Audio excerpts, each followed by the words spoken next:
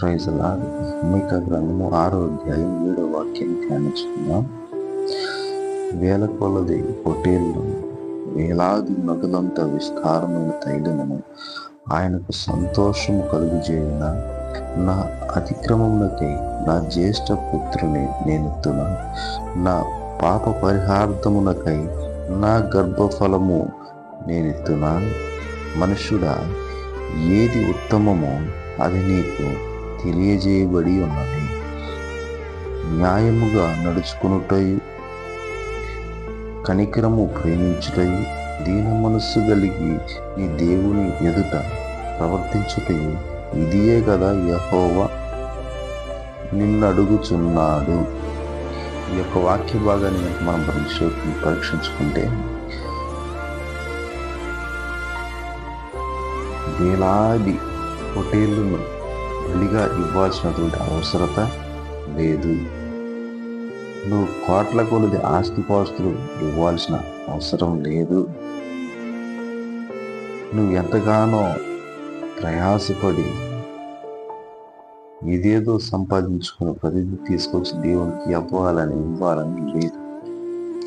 ఆయన అడుగుతున్నది కనికరము, సాత్వికము, ప్రేమతత్వము, తగ్గింపు స్వభావము, ఇతరుల పట్ల చూపించాల్సినటువంటి ప్రేమను, నిన్ను వలని పొరుగు వారిని ప్రేమించు అనేటువంటి మనస్సాక్షి కలిగి ఉండాలనే చెప్తున్నాడు అక్కడ వాక్య భాగంలో. నీ ఆస్తిపోస్తుని కోరేవాడు కాదు దేవుడు. నీకు కలిగి ఉన్న సమస్తము ఇచ్చేవాడు ఆయన.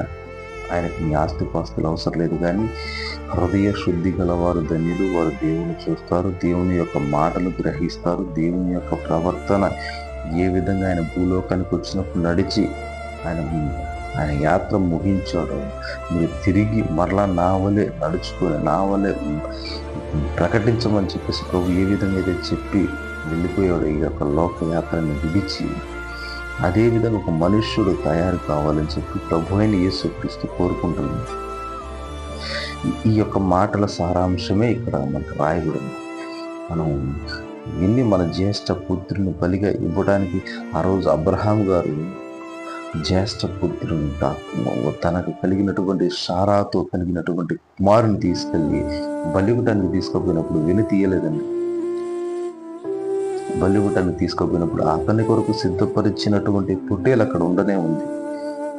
కానీ ఆయన్ని విశ్వాసాన్ని పరీక్షిస్తాను. నువ్వు ఏ విధంగా ప్రభువులో ఉంటున్నావు, ఏ విధంగా దేవునితో నడవాలని తీర్మానం చేసుకున్నావు, నీ తీర్మానం ఏంటి, నీ పరీక్ష ఏంటి, అసలు నువ్వు దేని కొరకు పిలువబడ్డావు, ఇవన్నీ నీకు తెలియచేయబడాలి అంటే మొట్టమొదటిగా పరీక్షలు ఖచ్చితంగా వస్తాయి. సరైన ఉద్యోగం అలా ఉంటే సరైన ఎగ్జామ్ ఉంటుంది, సరైన ఇంటర్వ్యూ ఉంటుంది.